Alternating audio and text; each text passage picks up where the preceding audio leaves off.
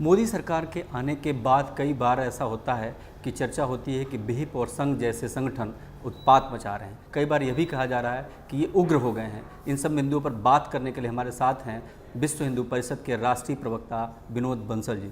बंसल जी, एक सवाल मेरा जो सबसे महत्वपूर्ण है कि आप विश्व हिंदू परिषद के राष्ट्रीय प्रवक्ता हैं, आखिर विहिप का काम क्या है? जरा बताएंगे कि विहिप करती क्या है? वैसे क्या कितना चर्चा इतनी हो क्यों रही है कि विहिप के काम क्या है, इसको लेकर चर्चा शुरू होनी चाहिए।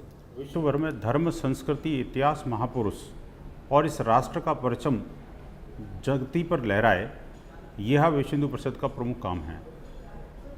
धार्मिक आयोजन, धार्मिक कार्य सुचारू रूप से चलते रहें, गौ, गंगा, गायत्री, इसकी रक्षा और इसका संवर्धन में लोग लग रहे हैं और किसी प्रकार से धर्म की हानि इस देश में न हो, यही मूल काम विश्व हिंदू परिषद का है। आपका मूल काम समरसता भी है, वो तो आप करते नहीं?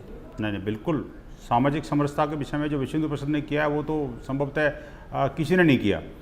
मैं बहुत दावे के साथ कहता हूँ कि आज की बात नहीं है। 1964 में जब विश्व हिंदू परिषद की स्थापना हुई थी, प्रथम विश्व हिंदू सम्मेलन जो है ये अपने प्रयाग के तट पर 1966 में हुआ था और उस विश्व हिंदू सम्मेलन में सभी संतों ने सामूहिक रूप से एक उद्घोष किया था, न हिंदू पतितो भवेत, मम दीक्षा धर्म हिंदू रक्षा, मम मंत्र समानता।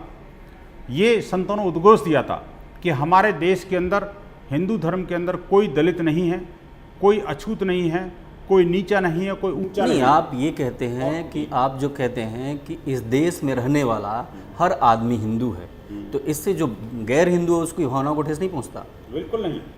हिंदू का अर्थ है जो इस मातृभूमि को पुण्य भूमि मानता हो, जो इस देश, धर्म, संस्कृति, इसके इतिहास, उसके महापुरुष और उसकी वैल्यूज़ में अपनी आस्था रखता हो, ऐसा प्रत्येक व्यक्ति हिंदू है जो हिंदुस्तान में रहता है, जो हिंदुस्तान को अपना देश मानता है। जिसकी निष्ठा और जिसकी प्रतिष्ठा बाहर हो तो वो व्यक्ति को हिंदू की डेफिनेशन में नहीं आती।